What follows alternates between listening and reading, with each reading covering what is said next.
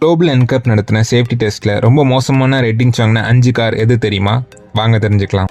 Global NCAP அதாவது global new car assessment programme. இவங்க ஒரு காரோட தரத்தை எப்படி இருக்குன்றதுக்காக ஒரு கிராஷ் டெஸ்ட் பண்ணுவாங்க. அது மூலயமா அவங்க ஒரு ரேட்டிங்ஸ் கொடுப்பாங்க.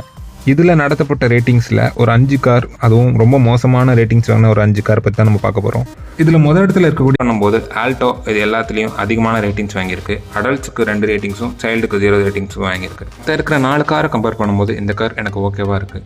Maruti Suzuki company future design and ப்ரைஸில் எல்லாத்துலேயும் ஓகேவாக இருந்தாலும் சேஃப்டின்னு வரும்போது ஏர்பேக்ஸ் ப்ரொவைட் பண்ணாலும் கூட குளோபல் என்கேப்போட ரேட்டிங்ஸில் ரொம்ப மோசமான நிலைமையில தான் இருக்குது. சேஃப்டி கிராஷ் டெஸ்ட்டில் குளோபல் என்கேப் மாருதி சுசுகி கம்பெனியை வார்ன் பண்ணதாக கூட சொல்கிறாங்க.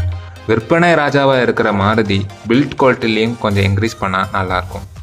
இந்த மாதிரி சில விஷயங்களை தெரிஞ்சுக்க வக்காஸ் நியூஸ் சேனலை சப்ஸ்கிரைப் பண்ணுங்கள்.